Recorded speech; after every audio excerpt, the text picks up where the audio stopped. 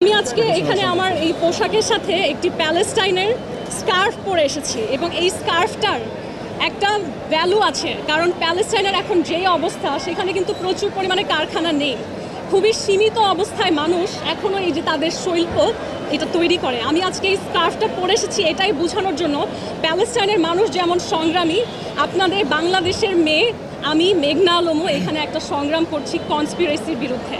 আমার এবং ইসার সম্পর্কে প্যালেস্টাইন রাষ্ট্রদূত একটা সাহায্যের হাত বাড়িয়েছিলেন যে কথা বলে আমাদের কি সমস্যা সেটা সমাধান করা যায় কি।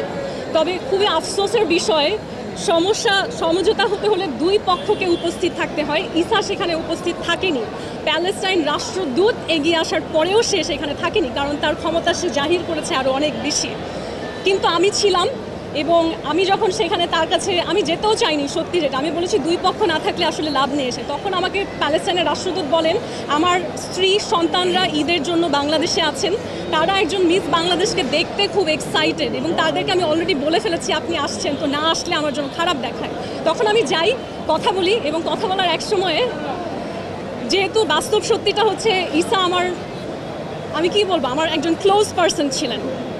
আমি যখন আমার কী সমস্যা তার সাথে শেয়ার করি আমি কেঁদে ফেলি এবং আমার কান্না খুবই কি বলবো যে সেখান থেকে কোনো সলিউশনটা আসেনি, বরঞ্চ সেই অবস্থানটার প্রাইভেসি নষ্ট করে ইসার সৌদি যে বউ আছে তার কাছে জানানো হয় যে আমি কান্না করেছি কথা বলার সময়, এবং তিনি আমাকে বলেন আরও কাঁদো, কিপ ক্রাইং।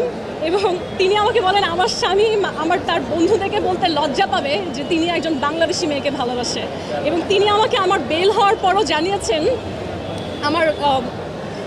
জানিয়েছেন যে আমাকে যদি আদালতের প্রয়োজন না হয় তাহলে তারা তাদের সৌদি বাসায় আমাকে কাজের মেয়ে হিসেবে রাখতে পারে, যেটা বাংলাদেশিরা ডিজার্ভ করে। তো আমার মনে হয় যে যেহেতু আমি কারো ঘর ভাঙার চিন্তা নিয়ে আসি নাই, বরঞ্চ আমাকে গাধা বেড়ানো হয়েছিল, আমাকে আসলে এগুলো বলার কোনো